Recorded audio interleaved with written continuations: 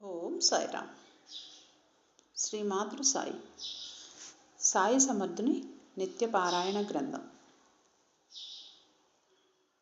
గోవా పెద్ద మనుషులు. ఒకసారి గోవా నుంచి ఇద్దరు పెద్ద మనుషులు బాబా దర్శనానికి వచ్చి బాబా పాదాలకు సాష్టాంగ నమస్కారం చేశారు. బాబా వారిలో ఒకతనిని 15 రూపాయలు దక్షిణ అడుగగా అతను ఆ దక్షిణ చెల్లించాడు. ఇంకొక అతనిని బాబా ఏమీ అడగకపోయినా అతను 35 రూపాయలు బాబాకు సమర్పించాడు. అయితే అందరూ ఆశ్చర్యపోయేటట్లు బాబా అతని దక్షిణను తిరస్కరించారు.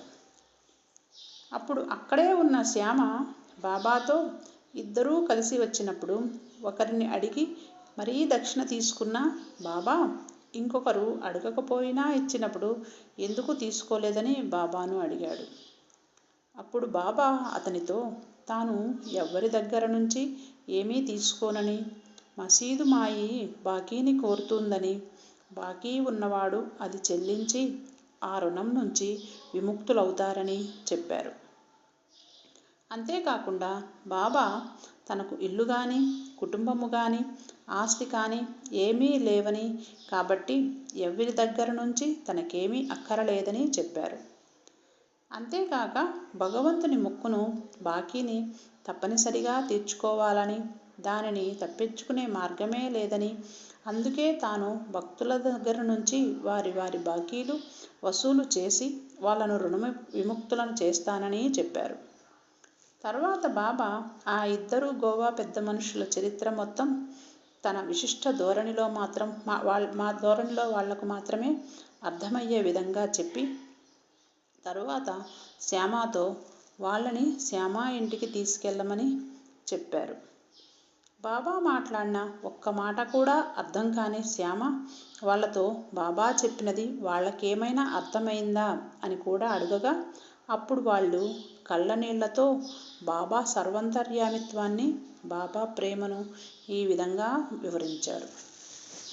అందులో బాబా 15 రూపాయలు దక్షిణ వసూలు చేసిన అతను తన గురించి ఇలా చెప్పడం మొదలుపెట్టాడు. పేదవాడైన అతను ఉద్యోగము కోసము గోవా వెళ్ళి ఉద్యోగ ప్రయత్నాలు మొదలుపెట్టాడు. అప్పుడు దత్తభక్తుడైన అతను తనకు ఉద్యోగం దొరికితే మొదటి నెల జీతం దత్తదేవుడికి సమర్పించుకుంటానని మొక్కుకున్నాడు.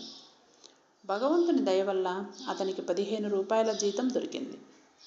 క్రమముగా అది పెరుగుతూ 15 రూపాయల నుంచి 30, 60, 100, 200లకు పెరిగి చివరకు 700 రూపాయల వరకు పెరిగింది. అతను క్రమముగా సకల ఐశ్వర్యాలను అనుభవించాడు. అయితే తన మొక్కు సంగతి పూర్తిగా మరచిపోయాడు. మనం ఇంతకు ముందు చోల్కర్ కథలో చదువుకున్నాము. ఎవరైనా కష్టంలో ఉన్నప్పుడు ఎంతో ఆతృతతో మొక్కులు మొక్కుతారు. ఆ కష్టం తీరిపోగానే చాలామంది ఆ మొక్కు సంగతే మర్చిపోతారని. ఇప్పుడు ఇక్కడ అదే జరిగింది. అందుకే బాబా అతనిని షిరిడీకి రప్పించి అతను మొక్కుకున్న ఆ 15 రూపాయలు మాత్రమే వసూలు చేశారు.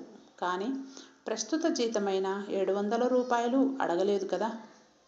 అంతేకాక అతను షిరిడీకి మొక్కు చెల్లించుకోవటానికి కూడా రాలేదు. కేవలం దర్శనానికి మాత్రమే వచ్చారు. అసలు అతనికి ఈ మొక్కు సంగతి జ్ఞాపకం కూడా లేదు. బాబా కూడా ఈ విషయాన్నేమీ చెప్పలేదు. అతని తప్పును ఎత్తి చూపించనూ లేదు. కేవలం దక్షిణ మాత్రమే అడిగారు. శ్యామ బాబాను ఎందుకిలా చేశారని అడిగినప్పుడు కూడా బాబా నేరుగా అతని తప్పును చెప్పకుండా ఎవరి గురించో మాట్లాడుతున్నట్లు చెప్పారు. ఆ రకంగా బాబా అతని మొక్కును తీర్చుకునేలా చేసి అతనిని ఆ రుణం నుంచి విముక్తుడిని చేశారు. ఒక్క మాట కూడా మాట్లాడకుండా బాబా అతను ఎంతో కాలంగా భగవంతునికి బాకీ పడిన దానిని వసూలు చేశారు. అంతేకాని ఆ డబ్బుతో వారికేమి పని? భక్తుల మేలే మాతృసాయికి కావాలి, కానీ డబ్బు కాదు. ఇక రెండవ అతను తన కథను ఈ రకంగా చెప్పడం ప్రారంభించాడు. అతని దగ్గర 35 సంవత్సరాలుగా ఎంతో నమ్మకంగా పనిచేస్తున్న బ్రాహ్మణ వంటవాడు దురదృష్టము కొద్దీ చెడు మార్గంలో పడ్డాడు. అతని మనస్సు మారిపోయింది. అతను యజమాని డబ్బు దాచుకున్న గదిలో నుంచి మొత్తం సొమ్ము అంటే 30,000 రూపాయలను దొంగలించి పారిపోయాడు. బాబా ఇంతకుముందు సరిగ్గా ఆ మొత్తాన్నే చెప్పారు. అతను ఆ ధనం తిరిగి ఎలా దక్కించుకోవాలో తెలియక రాత్రింబవళ్ళు ఏడుస్తూ కూర్చున్నాడు. అంతేకాక అతను దానికై చేసిన ప్రయత్నాలన్నీ వ్యర్థమైపోయాయి. ఆ రకంగా 15 రోజులు గడిచాయి. ఒకరోజు అతను ఎంతో విచారంతో తన ఇంటి అరుగుపై కూర్చొని ఉండగా ఒక ఫకీరు గమనించి అక్కడికి వచ్చి కారణమడుగగా ఇతను జరిగిందంతా చెప్పాడు. అప్పుడు ఆ ఫకీరు షిరిడీ సాయిబాబాకు నమస్కరించుకోమని, మనస్సులో వారి దర్శనం చేసుకునే వరకు తన ప్రియమైన ఆహారం వదిలిపెట్టి బాబా దర్శనం చేసుకునే వరకు ఆ ఆహారం తిననని మొక్కుకోమని చెప్పారు. వెంటనే ఇతను బాబాకు మనస్సులో తన ధనం దొరికి బాబా దర్శనం చేసుకునే వరకు అన్నం తిననని మొక్కుకున్నాడు. ఆ తరువాత 15 రోజులు గడిచాయి. ఆ బ్రాహ్మణ వంటవాడు తనంత తానుగా వచ్చి ఆ డబ్బును మొత్తం తిరిగి ఇచ్చేసి తాను పిచ్చి ఎక్కి అట్లా చేశానని కాళ్ళ మీద పడి క్షమాపణ కోరాడు. ఆ పెద్ద మనిషికి కనిపించి సహాయం చేసిన ఫకీరు మళ్ళా కనిపించలేదు. బాబానే ఆ ఫకీరు రూపంలో వచ్చి తన కష్టాలను నెరవేర్చారనే నమ్మకం అతనికి ఏర్పడింది. అయితే కాలం గడుస్తున్న కొద్దీ డబ్బు తిరిగి వచ్చిన సంతోషంతో నెమ్మదిగా మొక్కు సంగతి మర్చిపోయాడు. అలా కొంతకాలం గడిచింది. అప్పుడు ఒక రాత్రి కలలో బాబా దర్శనమైనది. అప్పుడు షిరిడీ వెళ్ళాలనే సంగతి గుర్తుకు వచ్చింది. వెంటనే గోవా వెళ్ళి అక్కడి నుంచి స్టీమర్ మీద బొంబాయి వెళ్ళి అటు నుంచి షిరిడీ వెళ్ళాలని నిర్ణయించుకున్నాడు. హార్బర్ దగ్గరకు వెళ్ళేసరికి స్టీమరులో జాగా లేకపోవడం వలన కెప్టెన్ ఒప్పుకోలేదు.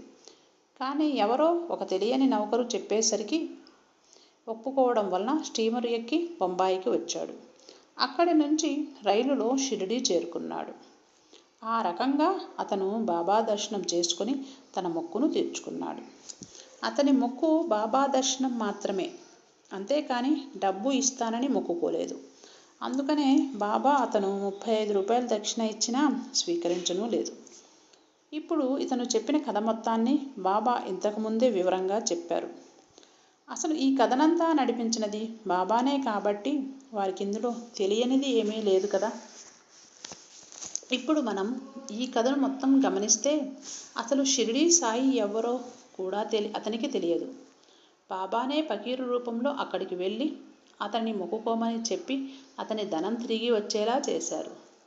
చివరకు అతను తన మొక్కును మర్చిపోయినా బాబానే స్వయంగా కలలో కనిపించి తన మొక్కును గుర్తు చేయించి స్టీమరులో జాగా ఇప్పించి అతనిని షిరిడీ చేర్చి అతని మొక్కు చెల్లించుకునేలా చేశారు. ఇంతటి మాతృప్రేమను మనం ఎక్కడైనా చూడగలమా? అతని వలన పొరపాటు జరిగినా కూడా బాబా దానిని లెక్క చేయక అతన్ని ఈ రకంగా ఆశీర్వదించారు. అటువంటి మాతృమూర్తికి ధనంతో అవసరం లేదు. ఈ కథంతా చెప్పిన ఆ పెద్ద మనుష్యులు శ్యామతో బాబా తన ప్రేమతో వారినిక్కడకు రప్పించి తమకు మేలు చేశారని, ఆ రకంగా తన సర్వశక్తిమత్వమును నిరూపించారని చెప్పారు.